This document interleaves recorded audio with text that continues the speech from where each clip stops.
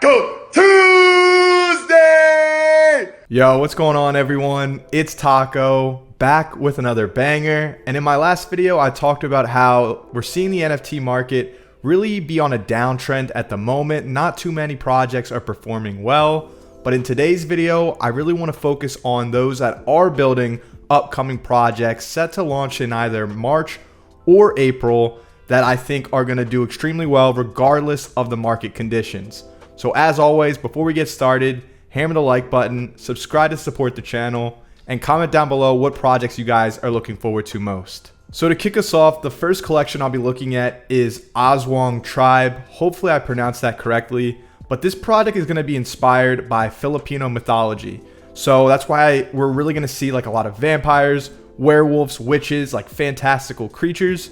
And largely due because Aswang, the word, actually means evil, shape-shifting creatures, which I think is pretty interesting. If we head over to OpenSea, you can see that there actually is going to be a Genesis collection that will give you at least access to the Discord, potentially whitelist as well if you are a holder. But it's going to be 136 items. The floor price is around 2.2 right now, so that's holding very steady. And you can just kind of get an idea of really the huge influence of, Filipino mythology. As I mentioned, there's a lot of like mythical creatures. And I just think from an art perspective, there's not something that is very popular that we've seen one kind of go with this art style and also have this really Filipino theme to it. And as you guys know, in the NFT space right now, there are so many people from the Philippines. I think it's wildly popular right there. Whether you're in Discords and VCs, I feel like I'm always running into people from the Philippines. So I think for this collection, a lot of them are gonna connect with it and wanna be a part of it.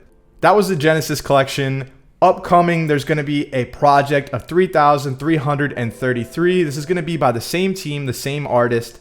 And just looking at some of these teasers here, this is going to be more of a PFP centric project. I think the Genesis collection, although it's super cool, it doesn't really work well as a PFP. And if you're looking at some of these teasers here, they definitely do. So what do we know? The Discord right now is open to the public, but when you join, you'll have very limited access. To get full access, you're actually gonna have to join one of the 4 tribes. And so they are doing like a clan war or a tribe war where there are points associated with each tribe. Now, if you join, for you to be able to join one of the clans, you're gonna actually have to participate in the various games that they hold throughout the day. So if you win one of those games, you will finally get access to the Discord. You'll be able to join a tribe, and that's really where kind of your journey begins. To make sure you guys get tagged for these games when they happen, if you go to the Shrine channel and do !pray, you will earn the blessed role where you'll be notified whenever these games are happening. I do think this project is going to be extremely unique. I love the lower collection size, and I just think the art is going to stand out really well. So this is one of the projects I'm really excited for. The next product I want to talk about is Lofi Originals or Low Community.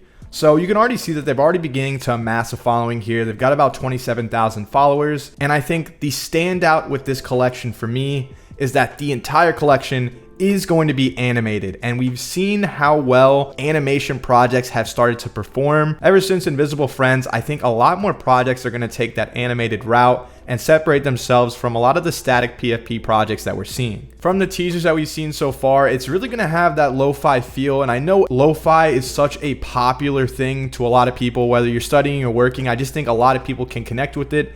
And it seems like, having headphones on, listening to music, whether you're walking or whatnot, and having that more urban feel is really going to be kind of the inspiration for this collection. What caught my eye and what I think makes this project very unique is just the high quality of some of the behind the scenes videos that they have on their Twitter. So if you go to their Twitter, you can check them out, but they really have these more personable, very urban kind of videos that just kind of show like the culture and the brand that they're trying to create here. And I think this high level production just gives you a hint of what is possible and what could come in the future. They do have a closed Discord, so if you guys want to get in, you guys are going to have your notifications on and be ready for when they tweet out a link. But just to give you guys an idea of some of the key information, it is going to be a supply of 5,555, and they are looking to mint sometime in April, so still plenty of time for you guys to get in the Discord, get active, and check out the project. They don't have a mint price set yet, and their roadmap hasn't been disclosed. Like I said, it's very early, so I'm sure we'll get a lot more of that information as time goes on. For this next project, it's going to be FigureGOT, which is a very unique name. Hopefully I'm pronouncing that correctly, but it is as early as it gets on this one. I actually found their Twitter when they had 70, maybe 77 followers. I sent it out to all the alpha groups that I'm in and associated with, and now they're up to like almost 2,000 followers. So they're growing quick, and based off of the one tweet that they have, which is this video really showing the production of, what they're building here, or at least giving you a tease. And it looks like it's going to be some kind of toy, like wooden toy kind of creatures that they have here. And this video really reminds me of like the guy from Toy Story who was like building and fixing Woody, in terms of just really looking at, how they're building the actual toys themselves.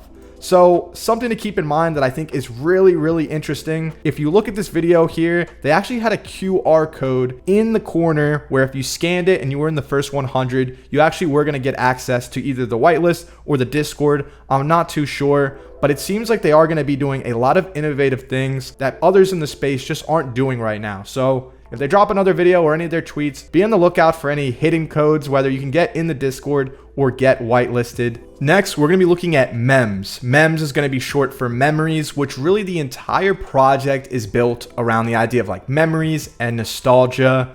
This is very much going to be a community-driven project. I think there's like a deeper connection here with just people and kind of how we think. The collection is going to be a size of, 6,000 plus. I don't know if that's 6,000 confirmed or if they're still working on the finite amount there. But MEMS, in terms of the other projects, I would say this is the more established one, the one that we know a little bit more information about. MEMS is going to have this very cartoon style. Now, I'm not entirely sure if this is meant to be a PFP project or really if it's going to be just a collection of various different memories, which could maybe also work as a PFP, but it would be different than just having an avatar. For instance, there's this mem in a boat here, going through the waves. It looks like, bouncing around off drums here, or, some kind of platform. All the teasers and art that we've seen has kind of been this memory or like a deeper story. So that's the only reason why I'm thinking this might not be necessarily like an avatar PFP project. In their Twitter bio, you guys will see the link to their Medium paper. And here's where you'll see kind of the whole story and the background and lore of MEMS. So their Genesis story is really where it just talks about how MEMS was really created through this confliction of like memories and nostalgia being, so important and something that we always think about,